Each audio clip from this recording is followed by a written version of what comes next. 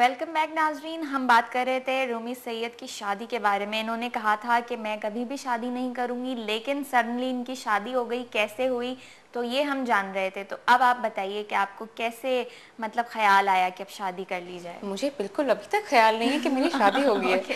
है। ये मैं अपने आप को ज़बरदस्ती बिलीव कराती हूँ, रूमी यू लेकिन मैरिड। जो चीज़ हो गई है वो तो हो गई नहीं, है। I am proud of it. मैंने बाबा का तरीके से प्रेस कॉन्फ्रेंस हेल्ड की थी, as I have told you. और लोगों को ये बड़ी प्रॉब्लम हुई थी कि रूमी पूरा मीडिया मेरे पीछे पड़ा हुआ था कि व्हाई एंड हाउ एंड ये वो। और कहते हैं हमारे यहाँ की शादी अगर कोई लड़की कर ले, स्पेशली मॉडल्स के लिए है, तो उनके लिए प्रॉब्लम्स क्रिएट हो जाती हैं, उनकी जगह कम हो जाती है उस फील्ड में। नहीं, इज इट राइट और not? No it's not right at all. In fact after getting married मुझे और ऑफर्स आ रहे हैं, माशाल्लाह, थैंक गॉड। अच्छा, ये तो बताएं आपके हस्बैंड जो हैं उनकी फैमिली का बताएं कि किस तरह से आप उनसे मिली, कैसे आपकी निकाह हुआ। मैं उनसे कैसे मिली? एक्चुअली वो मेरे कज़न हैं, अल्लाह ने मिलाया। ओके, फिर तो बहुत ही करीब हो गई शादी। और वो मुझसे 10 साल से प्यार करते हैं, माशाल्लाह। एंड मैं भी उनसे प्यार करती थी, कहीं ना कहीं दिल में था, मगर ये नहीं सोचा था कि हमारी शादी होगी। और कभी भी सेंस में उनको मैंने नहीं देखा था। मगर आई थिंक वो उनको बहुत ज़्यादा कभी अचानक वो एहसास हुआ कि no, now is the time to get married, and he told me I am coming.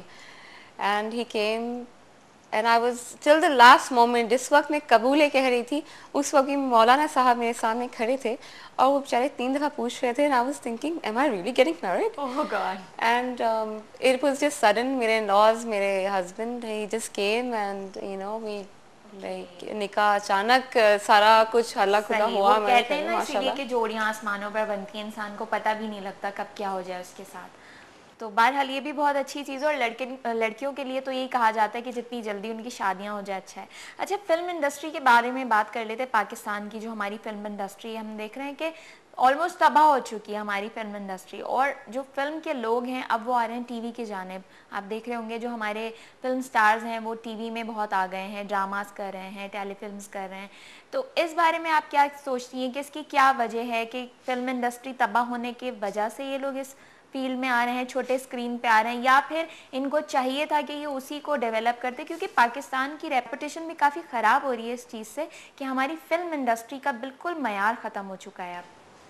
वो इसलिए कि हमारी फिल्म इंडस्ट्री नहीं, बल्कि हमारा पूरा शोबिज़ का ही मयार बिल्कुल ख़त्म होता चला जा रहा है। वो इसलिए कि काम करने वाले बहुत हैं, मगर क्वालिटी नहीं है। क्वांटिटी बहुत है, क्वालिटी नहीं है। लोग मुझे अक्सर कहते हैं कि रूमी, आपको इतने ऑफ़र्स आते हैं फ़िल्म्स के, ड्रामास के, इसके उसके, आप क्यों नहीं करती? मैं इसलिए नहीं करती कि मैं दिन और रात शूटिंग करना पसंद नहीं करती। मैं जिस तरह, अगर फॉर एग्ज़ाम्पल मैं कल की शूटिंग से थकी हुई हूँ और आज शूटिंग फिर कर रही हूँ, तो मेरे ख़्याल से क्वालिटी मेरी लो बिल्कुल, हो आप ना जाएगी वो एक्सप्रेशन दे और पाएंगे ना मगर आपकी क्वांटिटी चीज़। ज़्यादा हो जाएगी। हाँ, रूमी हर एग्जैक्टली, जगह नज़र आएगी। बिल्कुल। I don't like to be shown everywhere, मगर जहाँ नज़र आती हूँ तो very elegant, very nice way, very different, और मैं बहुत दिल से वो काम कर रही होती या फिर नहीं कर रही होती। एंड यहाँ डायरेक्टर्स, प्रोड्यूसर्स, एक्ट्रेसेस, मॉडल्स सब मेहनत कर रहे हैं, सब काम कर रहे हैं, मगर ये कोई गौर नहीं कर रहा कि हमें सिर्फ पैसा नहीं कमाना है। देखें, respect and fame, first respect should come, then fame. आप रिस्पेक्ट के साथ काम करोगे तो फेम आपको वैसे ही मिलेगा, और फेम मिलेगा तो ऑब्वियसली मनी कम्स आफ्टरवर्ड्स। मगर लोग जो हैं सबसे पहले मनी पे जंप करते हैं। मे बी हो सकता है कि उनकी ज़रूरत हो। मैं डिफरेंट फैमिली से बिलोंग करती हूँ, शायद मैं डिफरेंट पॉइंट ऑफ व्यू से देखती हूँ। सो आई थिंक थोड़ी मेहनत करके, थोड़ा लेकिन पेशेंस पाकिस्तान होके। के ड्रामे तो पूरी दुनिया में मशहूर भी हैं। आप देखें इंडिया जो है हमारे यहाँ तो देखे जा रहे हैं इंडियन चैनल ज़्यादा, लेकिन वहाँ भी हमारे ड्रामे ज़्यादा पसंद किए जाते हैं। तो हम ये तो नहीं कह सकते कि टीवी जो है हमारा, उसमें ड्रामों के हिसाब से अगर हम कहें तो ड्रामे तो हमारे अब भी पसंद किए जाते हैं।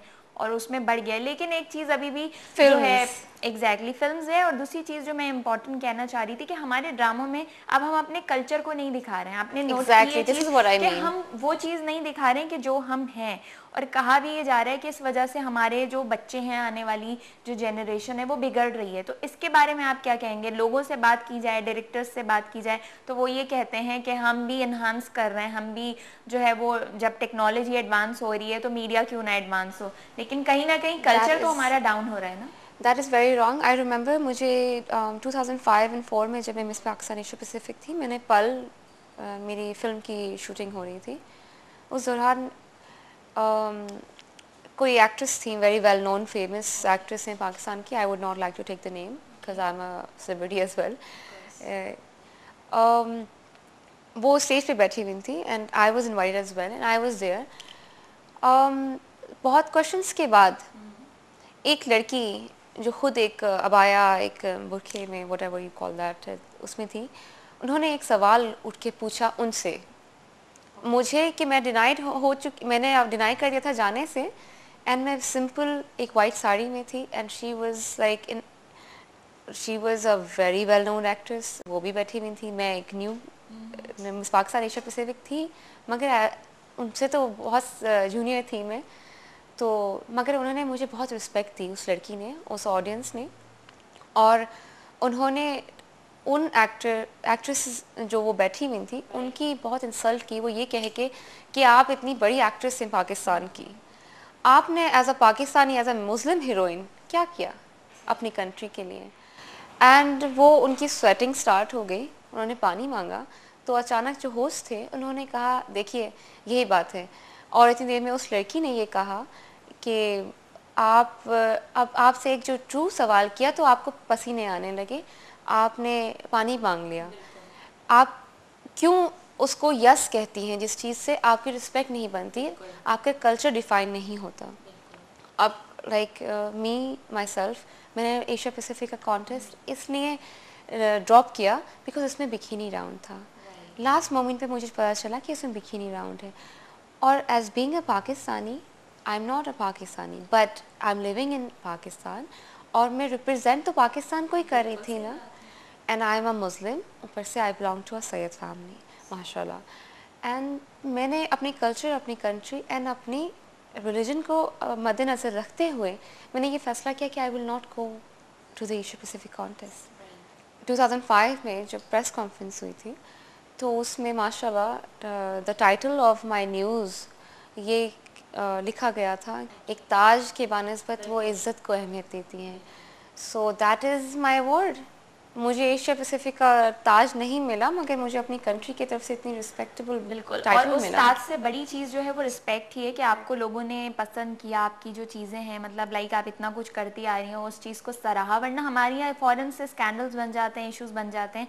तो एक ब्रेक ले रहे हैं, ब्रेक के बाद वापस आते हैं, रूमी सैयद से हमारी गुफ्तगू जारी है।